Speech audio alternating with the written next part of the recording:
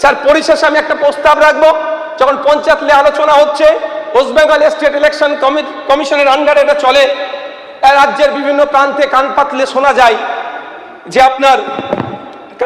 শোনা যায় যে জনপ্রতিনিধির শিক্ষাগত যোগ্যতা নিয়ে ভারতবর্ষের অনেক রাজ্য আছে, যেমন আমি হরিয়ানার কথা যদি বলি, সেখানে দেখা যাবে জেনারেল মেল ক্যান্ডিডেটের ক্ষেত্রে মাধ্যমিক পাস হতে হয়, জেনারেল ওমেন অ্যান্ড এসসি মেলের ক্ষেত্রে অষ্টম শ্রেণী পাস হতে হয়, তফসিলি এসসি নারীদের জন্য শুধুমাত্র পঞ্চায়েতের জন্য পঞ্চম শ্রেণী পাস হতে হয়।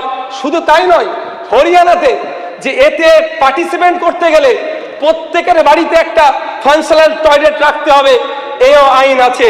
তাই আমি অনুরোধ করব, আমাদের রাজ্যের ক্ষেত্রে অনেক পরিবর্তন সংশোধন আনছে, এটা আমাদের করা যায় নাকি ভাবতে হবে। তবে হ্যাঁ, একটা স্যার সমস্যা থেকে যায়, যারা ব্যাকওয়ার্ড আছে, এসটি এসসি ওবিসি আছে, তাদের ক্ষেত্রে শিক্ষাগত যোগ্যতা নিয়ে আমার সমস্যা হয়।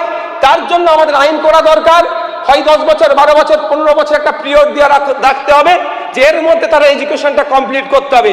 এটা করতে গেলে আর একটা গ্রামীণ সমস্যার সমাধান হবে, যে স্কুল ছুট হচ্ছে, এই আগামী দিনে পঞ্চায়েতের কম্পিটিশন ইলেকশনে আমরা দাঁড়াতে পারবো না, তাহলে আমাদের পরিবারের কেউ দাঁড়াতে পারবে না, তাদেরকেও স্কুলমুখী করবে। এক কাজে দুটো হবে, আমরা শিক্ষিত জনপ্রতিনিধি পাবো এবং স্কুল ছুটে বন্ধ রাখতে পারবো। স্যার, আমরা সবাই দায়বদ্ধতা, সোশ্যাল অডিট, স্বচ্ছতা, ভিজিলেন্সের পক্ষপাতের বিরুদ্ধে নয়। আমি ব্যক্তিগতভাবে চাইবো ভাঙড়ের 13টি অঞ্চল সহ রাজ্যের 3379টি অঞ্চলে সোশ্যাল অডিট করা হোক, জনসম্মুখে আনা হোক, কোথায় কি দুর্নীতি অন্যায় হয়েছে কি, এবং এর বিরোধিতা আশা করছি কেউ করবে না। ভিজিলেন্স কমিশন গঠন করা হোক, স্বচ্ছতার জন্য ওয়েবসাইট ডিসপ্লে বোর্ড লাগানো হোক, টেন্ডার কোথায় কিভাবে হচ্ছে, কে পাচ্ছে না পাচ্ছে তার স্বচ্ছতা নিয়ে আসা হোক, কাজের হাল হকিকত অনলাইনে আপলোড করা হোক, সাথে সাথে কত টাকার টেন্ডার হচ্ছে সেইগুলো নিয়েও আলোচনা হোক। তাহলে একটা অ্যাকাউন্টেবিলিটি থাকবে।